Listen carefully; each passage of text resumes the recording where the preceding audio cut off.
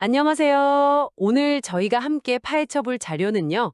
일본의 정신과 의사 마스다 유스케가 쓴 정신과 의사가 알려주는 말하기 수업입니다. 네, 정신과 의사들이 환자의 그 굳게 닫힌 마음을 열 때 쓴다는 대화의 기술. 이게 과연 우리 같은 평범한 사람들의 직장 생활이나 인간관계에 어떤 강력한 무기가 될 수 있는지 그 핵심을 제대로 한번 뽑아내 보려고 합니다. 이번 탐구의 목표는 단순히 말을 청산유수처럼 잘하는 법 이런 걸 배우는 게 아니죠. 아니죠. 그것보다는 상대방의 깊은 신뢰를 얻고 좀 껄끄러웠던 관계까지도 긍정적으로 바꿔나갈 수 있는 그런 심리학적으로 검증된 기술들을 당신의 것으로 만드는 데 있습니다. 맞아요. 이 책의 가장 큰 전제가 대화는 재능이 아니라 기술이다 이거잖아요. 네, 그렇죠. 아, 난 원래 말주변이 없어 하면서 자책할 필요가 없다는 아주 희망적인 메시지인데 과연 그 기술이라는 게 뭔지 지금부터 하나하나 샅샅이 뜯어보겠습니다. 자, 그럼 가장 근본적인 질문부터 시작해 볼까요? 네. 많고 많은 전문가 중에 왜 하필 정신과 의사의 대화법일까요? 저자는 인간이 사회적 동물이라서 결국 대화 능력이 뛰어난 사람이 생존에 유리할 수밖에 없다 이렇게 말하더라고요. 깨어있는 시간의 한 3분의 1, 하루 평균 6시간 이상을 누군가랑 대화하면서 보낸다니. 와, 이게 그냥 스쳐 지나갈 문제가 아니네요. 여기서 저자가 아주 흥미로운 구분을 해요. 대화 능력을 가진 사람을 두 가지 유형, A하고 B로 나누는데요. A와 B요? 네. A 유형은 한마디로 상대방을 교묘하게 이용해서 자기 이익을 챙기는 사람이고 B 유형은 상대방을 진심으로 배려해서 신뢰를 쌓는 사람입니다. 아, 예전에는 단기적으로 성과를 내는 A 유형이 유능해 보였을지 몰라도 지금처럼 SNS로 모든 게 기록되고 공유되는 시대에는 결국 B 유형이 이긴다고 단언하죠. 아, 그렇겠네요. 진짜 그 사람의 과거 발언이나 평판이 디지털 기록으로 영원히 남아버리는 시대니까요. 맞습니다. 겉만 번지르르 한 화술은 금방 미천이 드러나고 오히려 역풍을 맞을 수도 있겠어요. 그렇죠. 결국 우리가 지향해야 할 건 상대를 조종하는 그런 스킬이 아니라 진정성을 바탕으로 사람들을 내 편으로 만드는 기술이다, 이 말이군요. 그런데 책을 읽으면서 제가 가장 의외였던 부분이 대화에도 철저한 준비가 필요하다는 점이었어요. 어, 솔직히 이게 좀 부자연스럽고 계산적으로 들리기도 하거든요. 상대방은 진솔한 대화를 원하는데 나 혼자 머릿속으로 연극 대본 짜듯이 스토리 전개를 구상하고 있다. 이게 과연 진정한 소통일까요? 굉장히 날카로운 지적이세요. 많은 분들이 그렇게 생각할 수 있죠. 네. 하지만 저자가 말하는 준비라는 게 무슨 뻣뻣한 대본을 외우라는 게 아니에요. 오히려 예측 불가능한 대화의 흐름 속에서 길을 잃지 않게 해줄 일종의 지도나 나침반을 미리 챙기는 것에 가깝습니다. 지도나 나침반이요? 네. 그 준비의 첫 단계가 바로 구체적인 목표 설정이에요. 책에 나온 자동차 딜러 예시가 이걸 아주 잘 보여주죠. 아, 그 예시. 네. 차를 판다는 막연한 목표를 가진 딜러는 고객이 값을 깎아달라고 하면 쉽게 끌려다니지만 최소 30만 원 이상의 이익을 남긴다는 구체적인 목표가 있으면 무리한 요구에 휘둘리지 않고 대안을 제시하면서 대화를 주도할 수 있게 되죠. 아, 목표가 명확해야 협상의 기준점이 생기고 감정적으로 흔들리지 않는다. 이런 거군요. 알겠습니다. 종기의 두 번째 단계는 사전 신뢰 구축이던데요. 요즘은 누굴 만나기 전에 SNS 통해서 그 사람 먼저 파악하는 게 다명한 시대잖아요. 그렇죠. 저자도 유튜브 채널을 운영해서 환자들이 병원에 오기 전에 이미 자신을 의사로서 신뢰하게 만든다고 하더라고요. 이건 의사뿐만 아니라 거의 모든 비즈니스에 적용 가능한 전략 같네요. 그리고 세 번째 준비가 아까 지적해 주신 스토리 전개 구상입니다. 네. 저자는 대화에도 발단, 전개, 절정, 결말이라는 서사 구조를 적용하라고 제안해요. 여기서 핵심은 절정 단계에서 상대방이 가진 막연한 불안감을 정면으로 다뤄주고 불안감이요? 네, 그리고 결말 단계에서 그 불안을 해소할 수 있는 구체적인 제안을 건네는 겁니다.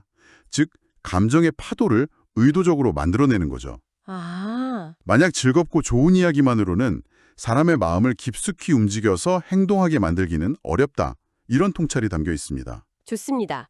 그렇게 외적인 준비, 그러니까 목표 설정, 사전 신뢰 구축, 스토리 구상까지 마쳤다고 해보죠. 네. 그런데 저자는 그보다 더 중요한 게 내면의 준비, 즉 스스로가 어떤 사람인지 아는 거라고 강조하더라고요.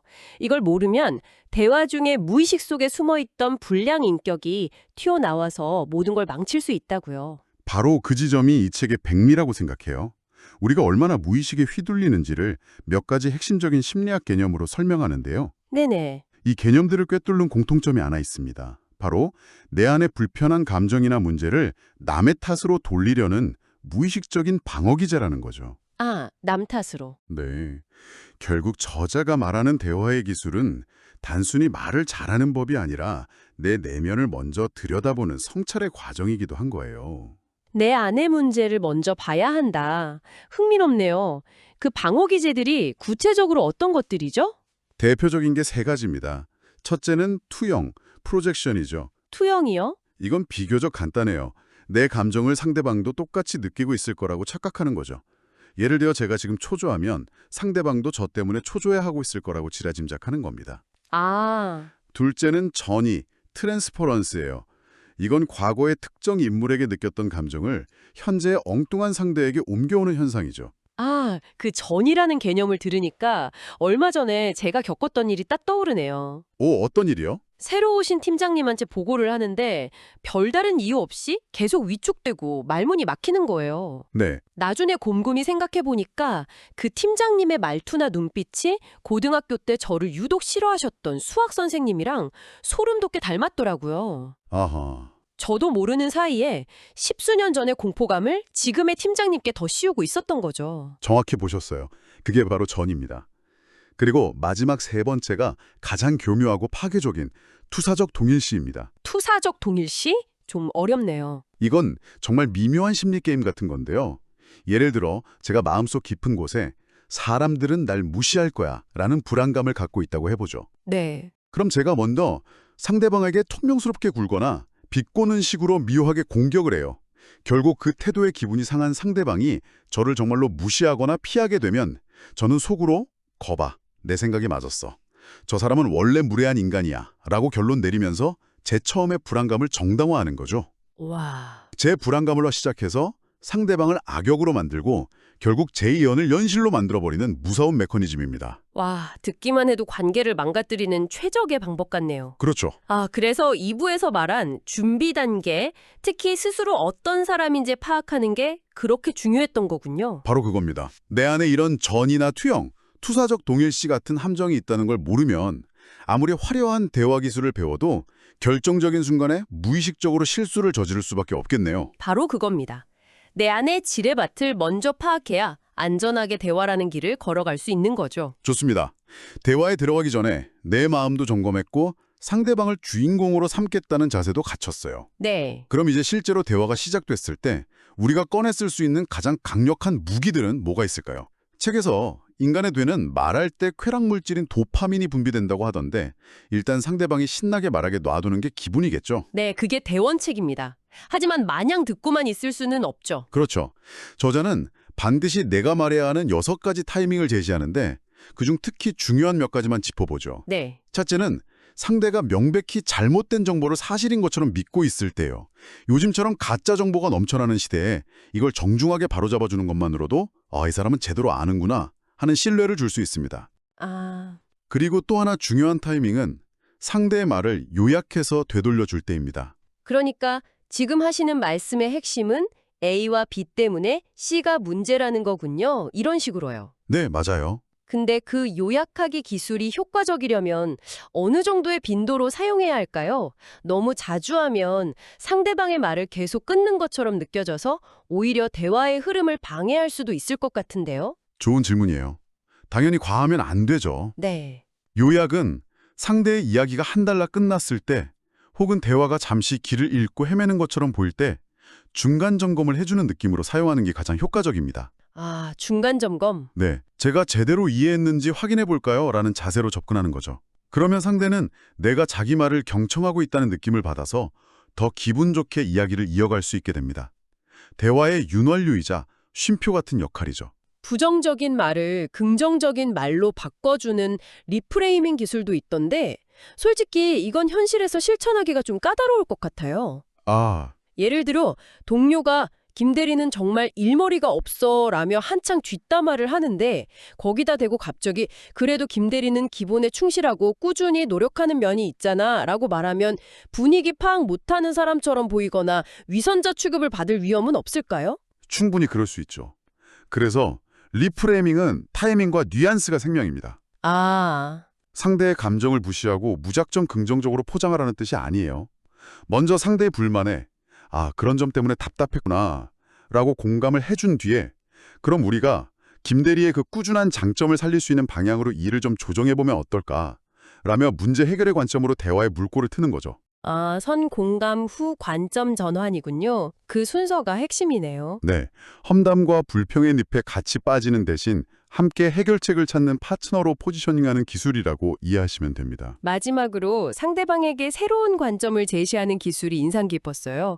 상대의 메타인지를 높여준다고 표현하던데요. 네, 이건 상대방을 자신이 갇혀있는 문제의 틀 밖으로 잠시 꺼내주는 기술입니다. 틀 밖으로요? 책의 예시처럼 우리 회사는 너무 보수적이라 답답해 라고 말하는 동료에게 그렇게 말이야 라고 맞장구만 치는 게 아니라 만약 정말 새로운 도전을 원한다면 아예 다른 지역이나 다른 업계로 옮기는 선택지도 있을 수 있겠네요 라고 툭 던져보는 식이죠. 당장 이직하라는 뜻이 아니라 상대가 미처 생각지 못했던 더 넓은 세계와 다른 선택지가 존재한다는 사실을 알려줌으로써 시야를 넓혀주는 겁니다. 그러면 당장의 문제에 매몰돼서 느끼는 답답함이 조금은 해소될 수 있죠. 오늘 우리는 정신과 의사의 대화법을 통해 말이란 단순한 정보 교환 수단이 아니라 신뢰를 쌓고 관계를 형성하며 궁극적으로 내가 원하는 것을 얻어내는 고도로 정교한 도구라는 점을 확인했습니다. 네, 그 핵심에는 철저한 사전 준비, 또 나 자신에 대한 깊은 이해, 그리고 대화의 주인공 자리를 기꺼이 상대방에게 내어주는 존중의 자세가 있었고요. 맞습니다. 이 모든 기술의 바탕에는 상대방을 내 뜻대로 조종하고 바꾸려는 그런 욕심이 아니라 상대방을 있는 그대로 이해하고 함께 더 나은 해결책을 찾으려는 진정성이 깔려 있어야만 합니다. 그렇죠. 기술은 결국 그 진정성을 오해 없이 전달하기 위한 수단일 뿐이죠. 책의 마지막 부분에 상대방이 스스로 자신의 생각 속 모순을 깨닫게 만드는 소크라테스 문답법이 소개되더군요. 네, 그 부분도 아주 흥미롭죠. 네, 당신이 틀렸어라고 직접적으로 반박하는 대신 그렇게 생각하시는 구체적인 근거가 뭔가요? 만약 그렇게 했을 때 어떤 결과가 나올 거라고 예상하세요?처럼 계속해서 질문을 던져서 상대가 자신의 논리적 허점을 스스로 발견하게 만드는 방법이었죠. 네, 맞아요. 다음번에 누군가의 고집스러운 생각을 바꾸고 싶을 때 우리는 어떤 질문을 던져볼 수 있을까요? 상대방이 스스로 더 나은 답을 찾게 만드는 그런 질문 말입니다.